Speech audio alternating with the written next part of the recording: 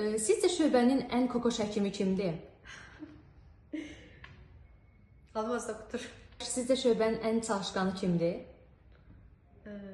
Ben çalışkanı başlayıp bacım Arzu. Arzu, səncə şöbədə ən kreativ diaqnoz qoyan həkim kimdir? Məncə Natik doktor. Hansı işçinin növbələri daha ağır keçir? El arasında ayağı ağır deyirik. Kimin? Coşkun doktorum, Natik doktorum. Ha bir de eğer şansları gelirse Lamiye düşse oldu sana Bermuda çıkacağı. Çok ağır geçirdi. Doktor, stres zamanı ilk reaksiyası çay hazırlamaq olan kimdir? Ne? Stres zamanı ilk reaksiyası çay hazırlamaq olan kimdir? Atlayın, at. Kamera arkasını çeviriyor. Tayfa şöbe müdürümüz. Səhər, növbədə qətiyyən zarafat gözləməzsən, amma edəndə də hamı gülür. Kimdir o səncə? Natik doktor. Şəfəq doktor, konsultasiya zamanı ən uzun danışan həkim kimdir? Hafiz doktor. Doktor, bu şöbə serial olsaydı başrol kim olardı? Serial olsaydı başrolda kim olacaktı? Arzu. Həyat şöbənin hər zaman aqressivi kimdir? Şəfəq doktor. Doktor, özlüyündə çox incə olan, amma acilin hanım ağası olan kimdir?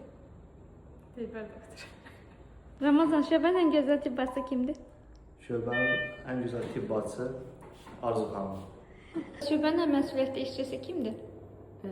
Şöbəmizin ən məsuliyyətli işçisi tibb qardaşı Ramazan. İnara, şöbənin ən çox danışanı kimdir?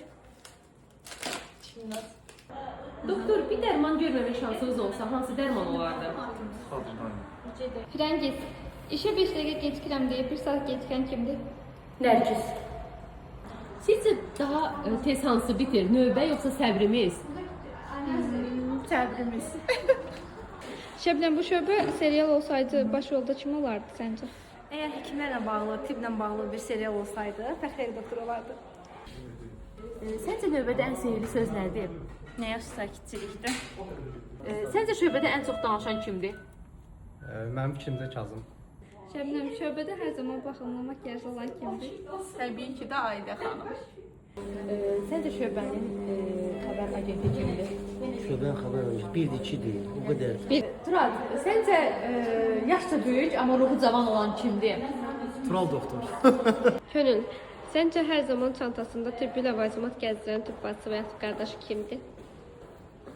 Orxan.